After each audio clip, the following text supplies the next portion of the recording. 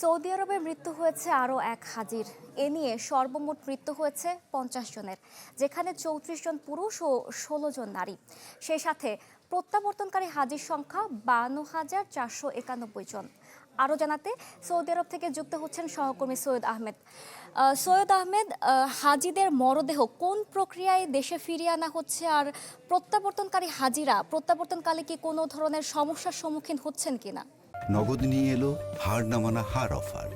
সর্বনিম্ন 10,000 টাকা রেমিটেন্স নগদে পাঠালে থাকছে স্বর্ণের হার জেতার সুযোগ। জি, ধন্যবাদ বর্ষা, আপনি যেটি জানিয়েছেন। আসলে দেখেন, এখন পর্যন্ত সৌদি আরবের থেকে বাংলাদেশের যত হাজি, যে 51,000 আর প্লাস হাজি যতজন প্রত্যাবর্তন হয়েছে, এখন পর্যন্ত কোনো শিডিউল বিপর্যয় হয় নাই। এবং সর্বোচ্চ ভাবে তাদেরকে সৌদি সরকার এবং বাংলাদেশ বিমানের যে কর্তৃপক্ষ, যারা এখানে মনিটরিং টিম আছে বা বাংলাদেশ থেকে একটি মনিটরিং টিম এসেছে, সেই টিম সহ সৌদি সরকারের সাথে আহ, সুন্দর এবং সঠিকভাবেই তারা কিন্তু পরিচালনা করছে। এখন পর্যন্ত কোনো একটি ফ্লাইটও ডিলে হয় নাই এবং তাদের কোনো ধরনের অভিযোগ এখন পর্যন্ত আমরা পাই নাই। পাশাপাশি আপনাকে বলে রাখি যে দেখেন, এই যে 50 জন হাজি মৃত্যুবরণ করেছে, যারা হজের আগেও কিছু মৃত্যুবরণ করেছে, হজের পরেও করেছে, এই 50 জনের আহ, আমার কাছে তথ্য অনুযায়ী আমরা হজ মিশন থেকে জেনেছি যে 49 জনের দাফন সম্পূর্ণ হয়েছে, একজন বাকি আছে।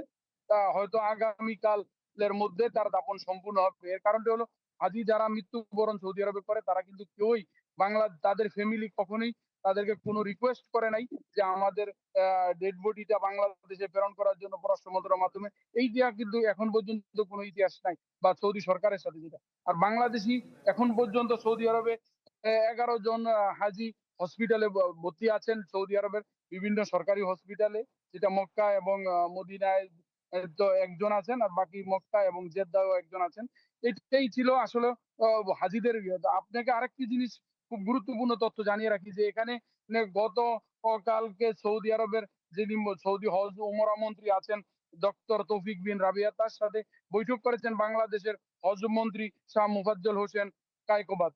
কিন্তু তাদের দুই পাক্ষিক বৈঠক হয় রিয়াদে। এই বৈঠকটিতে তাদের এখানে ভূয়সী প্রশংসা করেছেন বাংলাদেশের সরকারের মাননীয় প্রধানমন্ত্রী জনাব তারেক রহমানের, যে স্বল্প সময়ের মধ্যে সরকার গঠন করে এবং বাংলাদেশি হাজিদেরকে যে সঠিকভাবে তারা যেন বাংলাদেশ থেকে প্রেরণ করতে পেরেছে, এখানে কোনো ধরনের বিপর্যয় কোনো কিছু হয় নাই।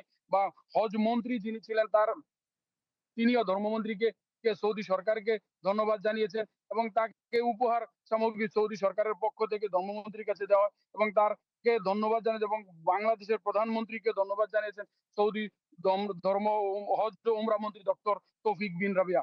এই যে আন্তরিকতা এবং দুইটি দেশের যে সুশৃঙ্খল একটি কমিউনিকেশন, এই কমিউনিকেশনে আসলে বাংলাদেশ সামনের দিকে আরো ভালো কিছু করবে। সেই এই বৈঠকে উপস্থিত ছিলেন সৌদি আরবের রাষ্ট্রদূত মোহাম্মদ দেলোয়ার হোসেন এবং হজ কাউন্সিলর কামরুল ইসলাম সহ সকলেই কিন্তু উপস্থিত ছিলেন। সৈয়দ আহমেদ, আপনাকে ধন্যবাদ।